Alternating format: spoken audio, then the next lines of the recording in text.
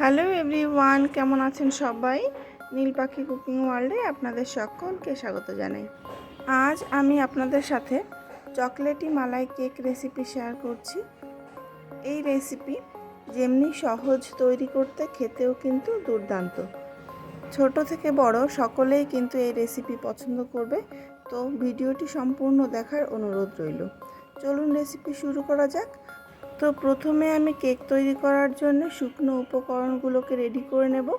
তো এখানে আমি 1 বাটি ময়দা নিয়েছি আর হাফ বাটি কোকো পাউডার নিয়েছি। যতটা পরিমাণ ময়দা নেবেন তার হাফ কোকো পাউডার নেবেন।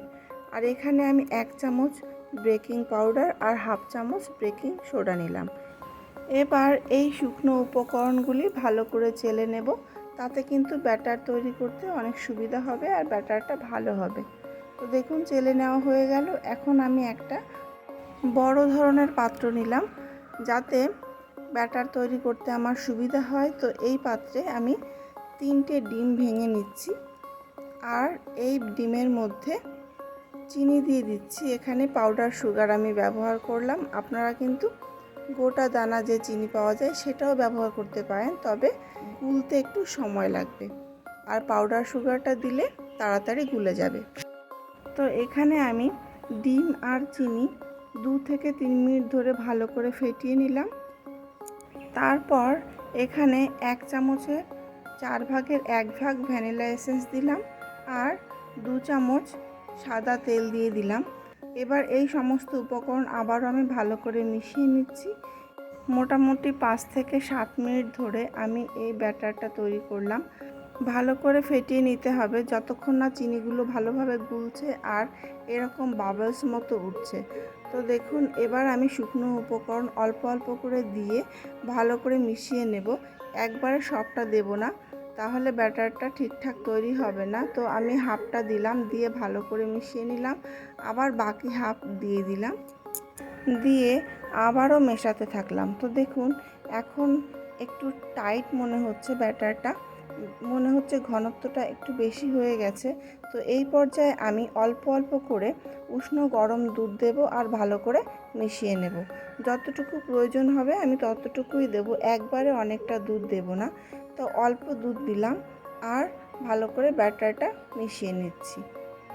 তো একইভাবে অল্প অল্প করে দুধ দিয়ে আমি ঠিকঠাক থিকনেসটা রেখে ব্যাটার তৈরি করলাম। তো দেখুন এখানে ঘনত্বটা দেখলেই বুঝতে পারছেন আমি ব্যাটার কেমনটা রেখেছি। এরকমভাবে রেখে আমি ঢেকে রাখবো 5 মিনিট মতো। তো দেখুন ফিরে এলাম 5 মিনিট পর। ব্যাটার পুরোপুরি সেট হয়ে গেছে। আমি আবারও একটু ভালো করে মিশিয়ে নেব ব্যাটারটা যাতে আরও ভালোভাবে তৈরি হয়।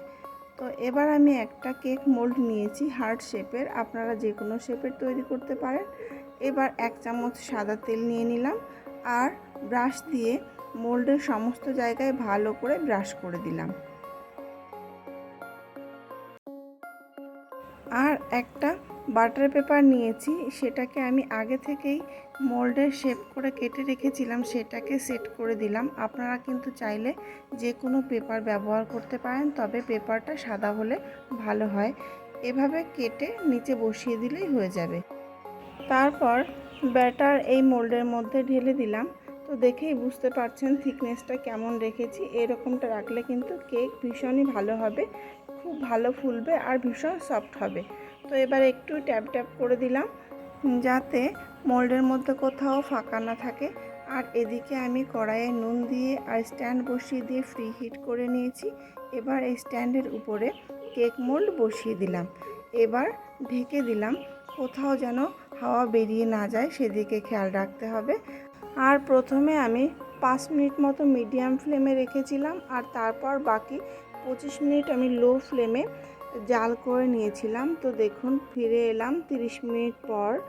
তো কেক কিন্তু ভীষণ ফুলেছে। এতটা ফুলবে আর এতটা সুন্দর হবে সেটা আমি ভাবতেও পারিনি।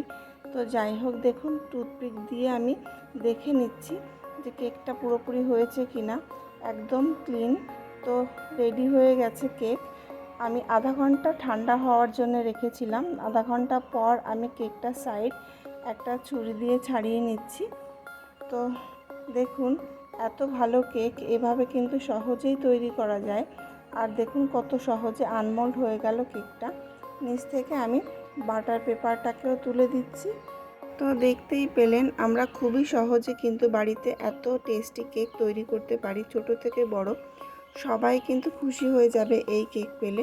দেখুন কতটা ফুলেছে আর ভীষণ সফট হয়েছে কেকটা। আমি একটু কেটে দেখাচ্ছি। তো দেখুন এত সফট হয়েছে যে ছুরিটা একদম বসে যাচ্ছে চট করে। তো এই কেক আমি আজ মালাই তৈরি করে আপনাদের দেখাবো। নর্মালি আমরা এভাবেই কেক তৈরি করে খেয়ে থাকি, তবে আজ আপনাদেরকে দেখাবো কিভাবে এই কেকটাকে আমরা মালাই কেক তৈরি করতে পারি। আর এই গরমের সময় মালাই কেক খেতে কিন্তু ভীষণ ভালো লাগে। তো তার জন্য এখানে আমি দুধ নিয়েছি 200 গ্রাম মতো, আর 100 গ্রাম গুঁড়ো দুধ মিশিয়ে দিলাম। অল্প উষ্ণ গরম যখন হবে লিকুইড দুধ, তখনই পাউডার দুধটাকে মিশিয়ে দিতে হবে, তা না হলে দলা পাকিয়ে যাবে। তো আমি পাউডার দুধটাকে মিশিয়ে দিলাম আর 2টো এলাচ থেতো করে দিলাম যাতে ফ্লেভারটা খুব ভালো হয়।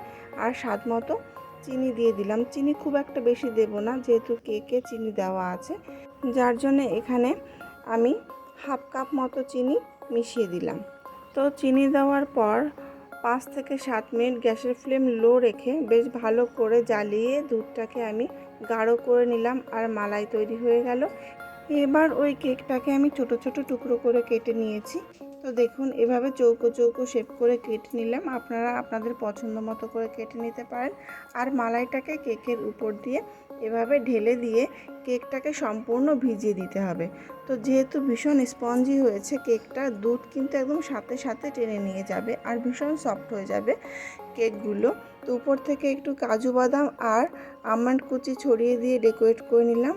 এবার কিন্তু ফ্রিজে রেখে দিলেই ঠান্ডা ঠান্ডা মালাই কেক রেডি। তবে এই রেসিপি আপনাদের কেমন লাগলো অবশ্যই জানাবেন। ভালো লাগলে একটা লাইক করবেন আর সাবস্ক্রাইব করে আমার পাশে থাকবেন।